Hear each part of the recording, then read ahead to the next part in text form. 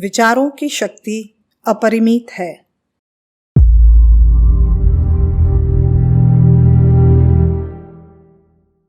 हम संसार में जो कुछ देखते हैं, हमें जो कुछ भी दृष्टिगोचर होता है, वह सब विचारों का ही मूर्त रूप है। यह समस्त सृष्टि विचारों का ही चमत्कार है। जड़ चेतनमय जो कुछ चराचर जगत है, उसको ऋषियों ने परमात्मा के विचारों का स्फुरण बतलाया है। हमने आज तक जो कुछ किया है, जो कुछ कर रहे हैं और आगे भी जो कुछ करेंगे, वह सब विचारों की ही परिणति होगी। प्रत्येक क्रिया के संचालक विचार ही होते हैं। बिना विचार के कोई भी कार्य संभव नहीं है। इतने इतने बड़े भवन, कल कारखाने, पुल, बांध आदि जो देखते ही मनुष्य को चकित कर देते हैं, सब मनुष्य के विचारों के ही फल है। कोई भी रचना करने से पूर्व रचनाकार के मस्तिष्क में तत्संबंधी विचारों का ही जन्म होता है। विचार परिपक्व हो जाने पर ही वह सृजन की दिशा में अग्रसर होता है। विचार शून्यता मनुष्य को अकर्मण्य और निकम्मा बना देती है। जो कुछ कला, कौशल और साहित्य, शिल्प दिखाई दे रहा है, वह सब विचार वृक्ष की ही उपज है।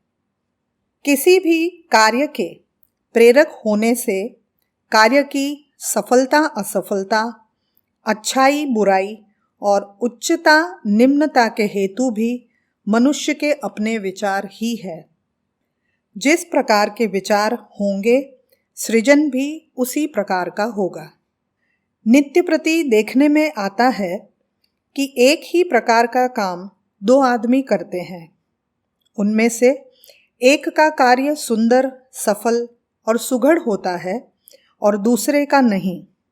एक से हाथ, पैर, उपादान और साधनों के होते हुए भी दो मनुष्यों के एक ही कार्य में विषमता क्यों होती है? इसका एकमात्र कारण उनकी अपनी अपनी विचार प्रेरणा है। जिसके कार्य संबंधी विचार जितने सुंदर, सुघर और सुलझे हुए होंगे, उसका कार्य भी उसी के अनुसार उदात्त होगा। जितने भी शिल्प, शास्त्र तथा साहित्य का सृजन हुआ है, वह सब विचारों की ही विभूति है। चित्रकार नित्य नए नए चित्र बनाता है। कवि नित्य नए काव्य रचता है। शिल्पकार नित्य नए मॉडल और नमूने तैयार करता है। यह सब विचारों का ही निर्माण है। कोई भी रचनाकार जो नया निर्माण करता है, वह कहीं से उतार कर नहीं लाता और न कोई अदृश्य दैव ही उसकी सहायता करता है। वह यह सब नवीन रचनाएं अपने विचारों के ही बल पर करता है। विचार ही वह अद्भुत शक्ति है जो मनुष्य को नित्य नवीन प्रेरणा दिया करती है। भूत, भविष्य और वर्तमान में जो कुछ दिखाई दिया, दिखलाई देगा और दिखलाई दे रहा है, वह सब विचारों में वर्तमान रहा है, वर्तमान रहेगा और वर्तमान है। तात्पर्य यह है कि समग्र त्रैकालिक कर्तृत्व मनुष्य के विचार पटल पर अंकित रहता है। विचारों के प्रतिबिंब को ही मनुष्य बाहर के संसार में उतारा करता है। जिसकी विचार स्फुरणा जितनी शक्तिमती होगी, उसकी रचना भी उतनी ही सबल एवं सफल होगी। विचार शक्ति जितनी उज्ज्वल होगी, बाह्य प्रतिबिंब भी उतने ही स्पष्ट और सुबोध होंगे।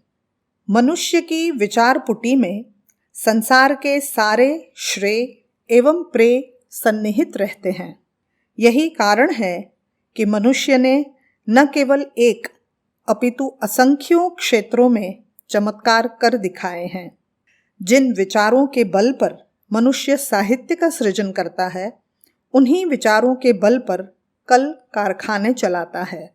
जिन विचारों के बल पर आत्मा और परमात्मा की खोज कर लेता है, उन्हीं विचारों के बल पर खेती करता और विविध प्रकार के धन धान्य उत्पन्न करता है, व्यापार और व्यवसाय करता है। यही नहीं, जिन विचारों की प्रेरणा से यह संत, सज्जन और महात्मा बनता है, उन्हीं विचारों की प्रेरणा से वह निर्दयी अपराधी भी बन जाता है। इस प्रकार सहज ही समझा जा सकता है कि मनुष्य के संपूर्ण व्यक्तित्व तथा कर्तृत्व में उसकी विचार शक्ति ही काम कर रही है। एक दिन पशुओं की भांति सारी क्रियाओं में पूर्ण पशु मनुष्य आज इस सभ्यता के उन्नति शिखर पर किस प्रकार पहुंच गया? अपनी विचार शक्ति की सहायता से। विचार शक्ति की अद्भुत उपलब्धि इस सृष्टि में केवल मानव प्राणी को ही प्राप्त हुई है। यही कारण है कि किसी दिन पशुओं के समकक्ष मनुष्य आज महान उन्नत दशा में पहुंच गया है और अन्य सारे पशु पक्षी आज भी अपनी आदि स्थिति में उसी प्रकार रह रहे हैं। पशु पक्षी नीड़ों और निविड़ों में पूर्ववत ही निवास कर रहे हैं, किंतु मनुष्य बड़े बड़े नगर बनाकर अनंत सुविधाओं के साथ रह रहा है। यह सब विचार कला का ही विस्मय है। विचारों के बल पर मनुष्य न केवल पशु से मनुष्य बना है, वह मनुष्य से देवता भी बन सकता है। और विचार प्रधान ऋषि, मुनि, महात्मा और संत मनुष्य से देवकोटि में पहुँचे हैं और पहुँचते रहेंगे। मनुष्य आज जिस उन्नत अवस्था में पहुँचा है, वह एक साथ एक दिन की घटना नहीं है।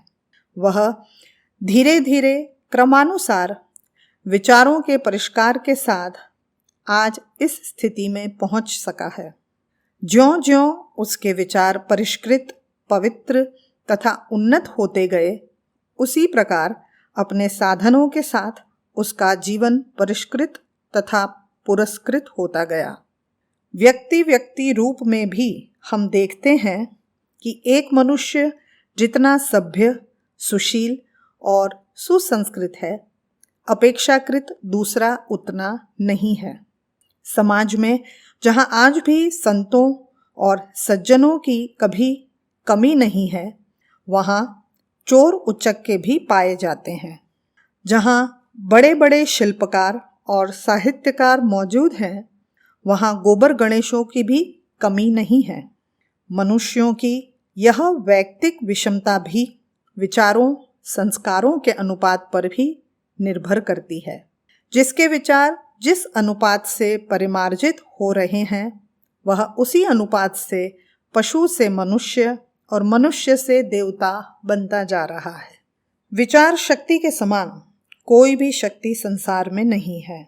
अरबों का उत्पादन करने वाले दैत्याकार कारखानों का संचालन, उद्वेलित जनसमुदाय का नियंत्रण, दुर्धर्ष सेनाओं का अनुशासन और बड़े बड़े साम्राज्यों का शासन और असंख्यों जनता का नेतृत्व एक विचार बल पर ही किया जाता है। अन्यथा एक मनुष्य में एक मनुष्य के योग्य ही सीमित शक्ति रहती है। वह असंख्यों का अनुशासन किस प्रकार कर सकता है? बड़े बड़े आतताई हुक्मरानों और सुदृढ़ साम्राज्यों को विचार बल से ही उलट दिया गया। बड़े बड़े हिंस्र पशुओं और अत्याचारियों को विचार बल से प्रभावित कर सुशील बना लिया जाता है। विचार शक्ति से बढ़कर कोई भी शक्ति संसार में नहीं है। विचारों की शक्ति अपरिमित तथा अपराजेय है। विचार एक शक्ति है, विशुद्ध विद्युत शक्ति, जो इस पर समुचित नियंत्रण कर ठीक दिशा में संचालन कर सकता है। वह बिजली की भांति इससे बड़े बड़े काम ले सकता है, किंतु जो इसको ठीक से अनुशासित नहीं कर सकता, वह उल्टा इसका शिकार बन जाता है, अपनी ही शक्ति से स्वयं नष्ट हो जाता है, अपनी ही आग में जलकर भस्म हो जाता है।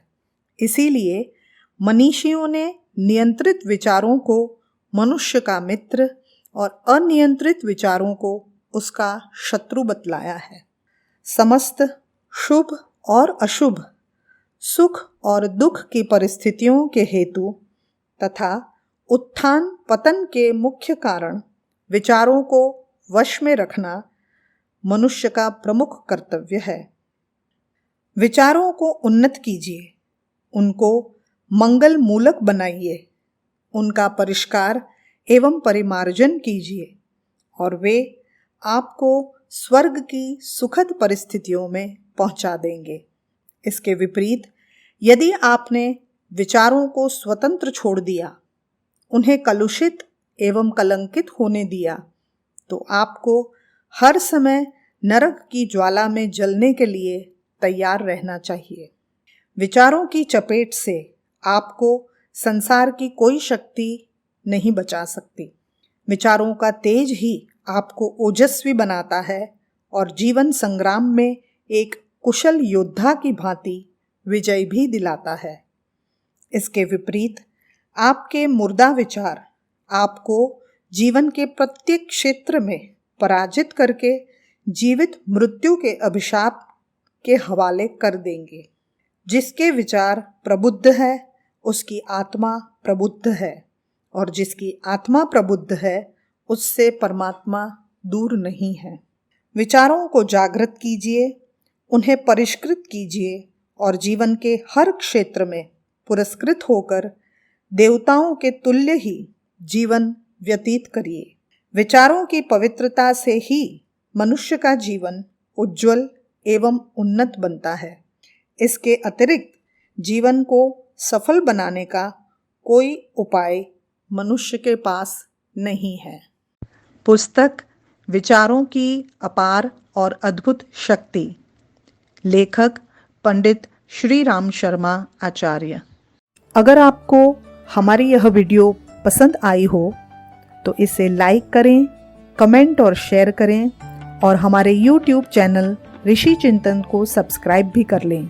साथ ही बेल आइकन को भी दबाएं ताकि आपको आने वाले सभी वीडियोस की नोटिफिकेशंस मिलती रहे।